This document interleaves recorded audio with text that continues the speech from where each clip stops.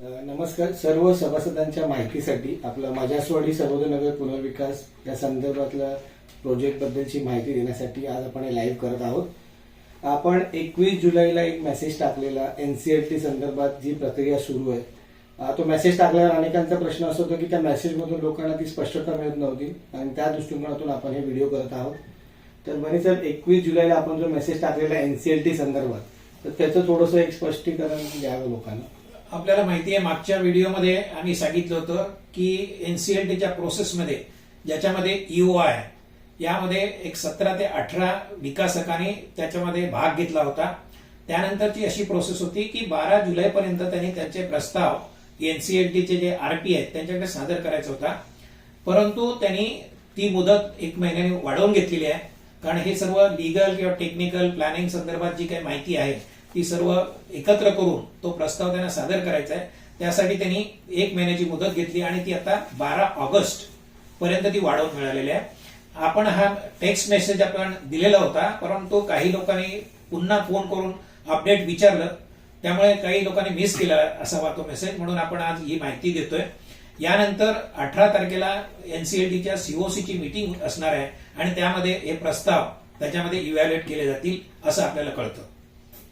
त्याचप्रकारे आपण एनसीएलटीचं जे क्लेम संदर्भात त्यांचा एक ईमेल आलेला, त्याच्याबद्दल आपण मागच्या वेळेला सांगितलेलं आहे की एनसीएलटीच्या प्रक्रियेमध्ये पूर्वी एक आपण क्लेम सादर केलेले आहेत आपल्या सभासदांच्या वतीने, ज्याच्यामध्ये गरबाडा आहे, मेंटेनन्स आहे, कॉर्पस आहे, आणि तो क्लेम आपण एका फॉर्मॅटमध्ये आपल्याला जसं लीगल ऍडवायझरनी सुचवलं होतं त्या फॉर्मॅटमध्ये पाठवला होता.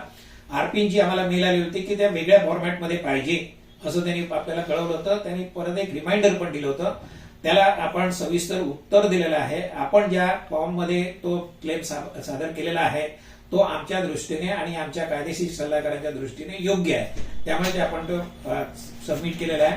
दुसरं, तत्पूर्वी एनसीएलटीच्या आरपीने जेव्हा वृत्तपत्रामध्ये त्यांनी विकासकाचे असेट ऍक्मेची मालमत्ता जी जाहीर केली होती, त्यावेळी हा प्रोजेक्ट संपूर्ण प्रोजेक्ट मालमत्ता आहे असं त्याच्यामध्ये मेन्शन केलं होतं.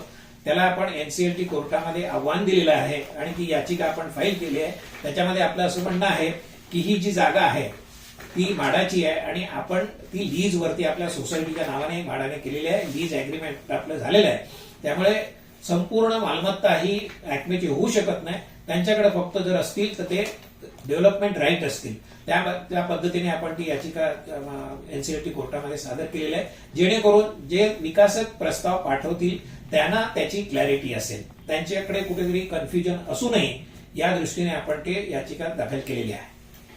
आज काही सभासदांनी कॉल केले, मेसेज केले की एक मेसेज फिरत आहे आपल्या सगळ्या ग्रुप्सवर, ज्याच्यात असं लिहिलंय की 28 जुलैला एक पंत फाउंडेशन मध्ये मीटिंग आयोजित करण्यात आली आहे. त्याच्यात आपले पीएमसी, कायदेशीर सल्लागार अशी मंडळी तिथे उपस्थित असणार आहे लोकांना मार्गदर्शन करण्यासाठी. तर त्या मेसेज बद्दल तुम्ही काय म्हणाल? होय कमलेश, आज मला अनेक लोकांचा फोन आला की त्या मीटिंग मध्ये चर्चासत्र आहे आणि त्याच्यामध्ये आपले पीएमसी आणि कायदेशीर सल्लागार हे मार्गदर्शन करणार आहेत. मुळात ही मीटिंग कोणी बोलवली, ही संस्थेने किंवा कमिटीने आयोजित केलेली मीटिंग नाही. त्यामध्ये आपल्या पीएमसी आणि कायदेशीर सल्लागारांना कमिटीने बोलवलेलं नाही.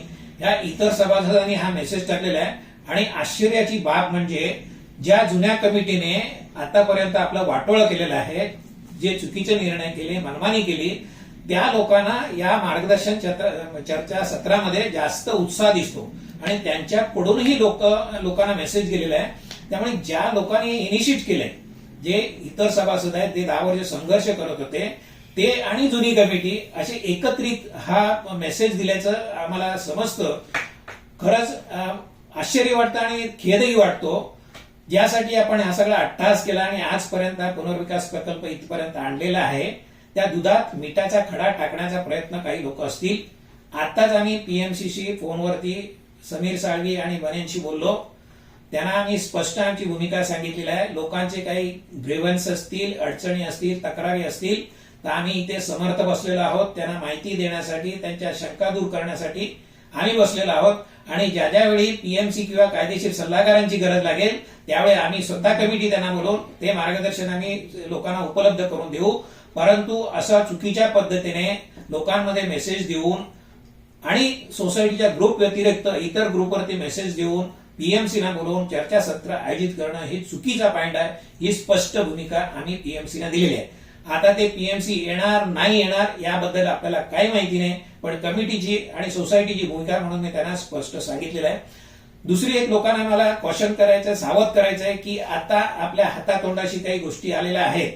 आतापर्यंत या संघर्षातून जे निष्पन्न झालेलं आहे, युआयच्या प्रोसेसमधून किंवा एनसीएलटीच्या प्रोसेसमधून टॉपचे जे बिल्डर आहेत त्यांचे प्रस्ताव येत आहेत, त्याच्यातून काहीतरी निष्पन्न होण्याची शक्यता आहे. आणि त्याच वेळी अशा प्रकारचे लोकांना संभ्रम निर्माण करणं किंवा चुकीची माहिती दिलं, मी म्हणतो हे जे अज्ञान आहे लोकांचं, सगळ्यात खतरनाक जे असेल हे अज्ञान आहे. ज्यांना काही अर्धवट माहिती आहे आणि तशीच अर्धवट माहिती लोकांसमोर नेऊन लोकांनाही अडचणीत आणतायत. याबद्दल लोकांनी सावध व्हावं. आम्ही आज पुन्हा सांगतोय, लोकांना आवाहन करतोय की तुम्हाला काही शंका असतील, माहिती हवी असेल तर तुम्ही नक्कीच सोसायटीमध्ये या, पदाधिकाऱ्यांशी भेटा. संपूर्ण माहिती तुम्हाला दिली जाईल. आणि आतापर्यंत आम्ही पिरियडिकली सगळ्यांना व्हिडिओ मार्फत, मेसेज मार्फत माहिती दिलेली आहे. या व्यतिरिक्त कोणाला काही माहिती असेल, आणि सगळ्यात महत्वाचं आहे जो मेसेज दिला जातो की प्रस्ताव आहेत, बिल्डर आहेत, जर कोणाकडे काही यातून मार्ग काढण्यासाठी प्रस्ताव असेल, कोणी विकासक असेल, त्याने स्पष्ट प्रस्ताव लिखित विकासकाकडून किंवा कोणी कायदेशीर सल्लागार असेल त्याने रिटर्न ओपिनियन संस्थेकडून यावं. आम्ही त्यांच्या पाठीशी राहून ते राबवण्याचा, त्याची अंमलबजावणी करण्याची ग्वाही आम्ही देतो. परंतु नाक्यावर राहून नुसत्या पुढ्या सोडून लोकांना संभ्रमित करायचं असेल ते चुकीचं आहे आणि ते थांबवावं असं मी आज इशारा देतो. हे लोकांच्या आणि जे हे करतायत त्यांच्या हिताचं नाही. आमची भूमिका आम्ही स्पष्ट केलेली आहे. त्यामुळे यापुढे असले गैरप्रकार होऊ नयेत याची दक्षता लोकांनी घ्यायचे, जेणेकरून या माध्यमातून अशा प्रकाराने कुणाच्या हाताला काही लागणार नाही. फक्त जे लोक अडचणीत आहेत, जे अडचणी मांडणार आहेत, त्यांची कातडी वाचवण्याचा त्यांना मार्ग उपलब्ध करून देत आहे, एवढंच मी म्हणेन. धन्यवाद बने साहेब. जसं त्यांनी लिहिलंय मेसेजमध्ये पीएमसी आणि कायदेतज्ञ, तर आपल्या कायदेतज्ञांशी पण आपलं बोलणं झालंय. असे आपले आपण ज्यांना अपॉइंट केलं त्याच्यातनं कोणीच त्या मिटिंगला नसणार आहे. तर ही देखील तुम्हा सर्वांसाठी माहिती आहे. आणि धन्यवाद बने साहेब, तुम्ही जी माहिती दिलेली आहे. तर मी सर्व सभासदांना विनंती करेन की त्यांनी इतरांपर्यंत पण ही माहिती पोहोचवावी आणि जागृत राहून जे काय येत आहेत मेसेजेस त्यांना योग्य पद्धतीने प्रतिउत्तर करावं आणि त्याबद्दल तुम्ही विचार करावा. धन्यवाद.